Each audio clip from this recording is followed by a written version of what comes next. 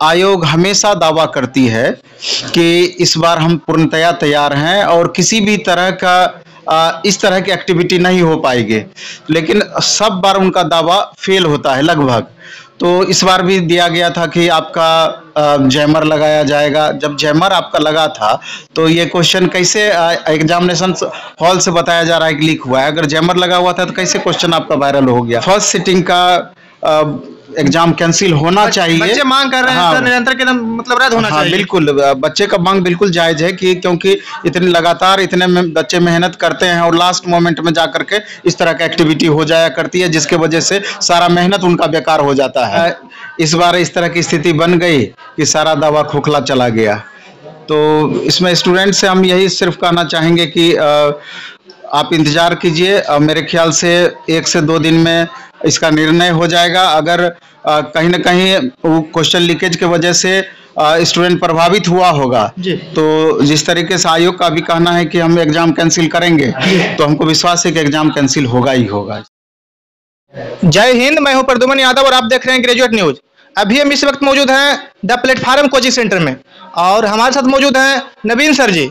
तो जैसा कि अभी बिहार एसएससी सीजीएल का जो एग्जाम हुआ 23 तारीख का, उसमें पेपर लीक हो गया, तो उसी के मामले में हम कुछ बात करेंगे। तो सर सबसे पहले आपको ग्रेजुएट में स्वागत है।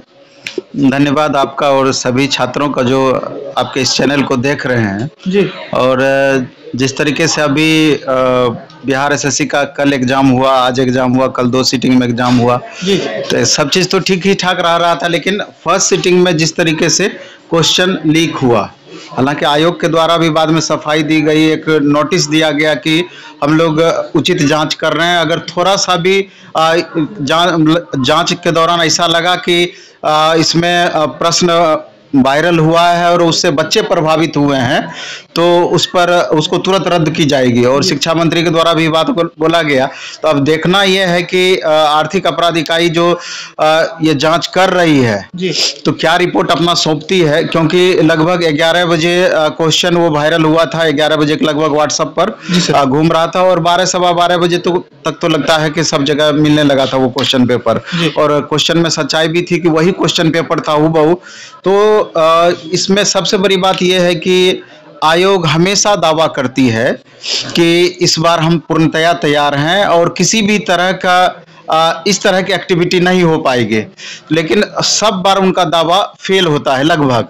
तो इस बार भी दिया गया था कि आपका जैमर लगाया जाएगा। जब जैमर आपका लगा था तो ये क्वेश्चन कैसे एग्जामिनेशन हॉल से बताया जा रहा है कि लीक हुआ है? अगर जैमर लगा हुआ था तो कैसे क्वेश्चन आपका वायरल हो गया?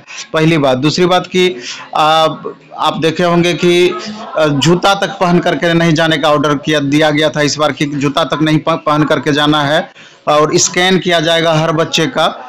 तो आयोग पूरी तरीके से दावा अपना की थी कि क्वेश्चन थोड़ा सा भी इस तरह की एक्टिविटी नहीं होगा, उन्होंने आश्वस्त किया था। लेकिन ये कहीं ना कहीं बहुत बदनामी वाली बात है, पूरे बिहार राज्य की बदनामी वाली बात है।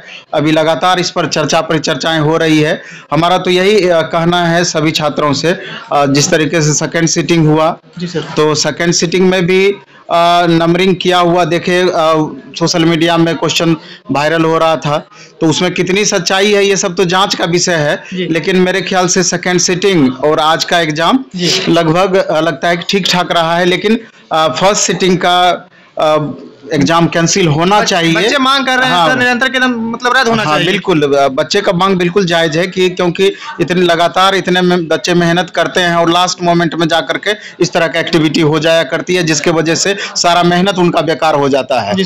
तो हम अपने इस मामले में जो भी उचित जांच हो वो किया जाए और जिस तरीके से प्रतीत हो रहा है, हम लोग तो डायरेक्ट इसका डिसीजन नहीं दे सकते हैं, उसके लिए आयोग है, लेकिन जिस तरह का माहौल बन रहा है लग रहा है कि इसमें कहीं ना कहीं सच्चाई जरूर है और अगर सच्चाई है तो शीघ्र इसको कैंसिल किया जाए। क्योंकि सर बिहार का कोई भी एग्जाम होता है सर, चाहे तो बिहार दरोगा ले लीजिए, बीपीएससी ले लीजिए, सब एग्जाम में मतलब कि कहीं ना कहीं मतलब वायरल होते ही रहता है। तो ये हो क्या गया है सर? कब तक ऐसा चलता है? इससे पहले कुछ एग्जाम्स ऐसे हुए थे जहां की लग रहा था कि अब धीरे धीरे माहौल सुधरा है जी सर, लेकिन पुनः इस बार इस तरह की स्थिति बन गई कि सारा दावा खोखला चला गया।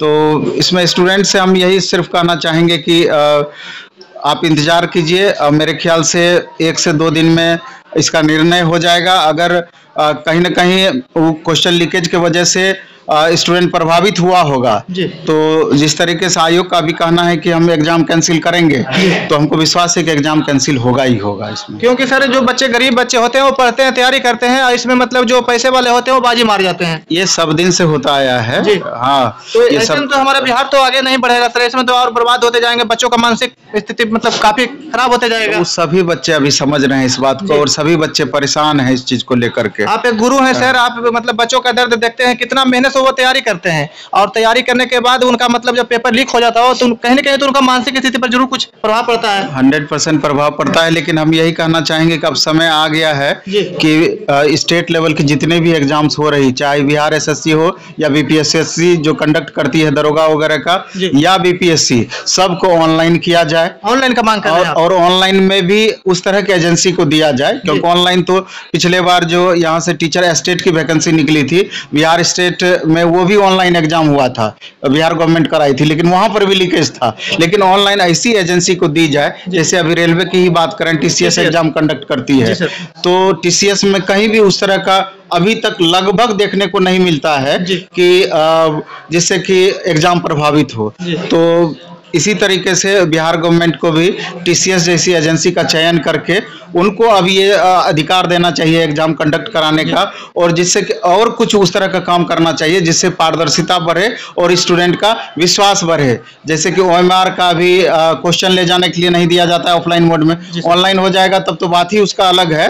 ओएमआर वगैरह का भी बच्चों को दिया जाए जिससे कि पारदर्शिता बढ़े, और भी जो इस तरह का वर्क हो पाए, जो इस तरह का काम हो पाए जिससे कि पारदर्शिता बढ़े, स्टूडेंट का विश्वास बढ़े, उस तरह का काम किया जाना चाहिए आयोग के द्वारा और सरकार के द्वारा। जैसे कि बिहार सरकार वैकेंसियां निकाल रही है पुलिस विभाग में, जैसे आने वाला है दरोगा है, बिहार पुलिस है, वो सब में मतलब ऐसा होना चाहिए।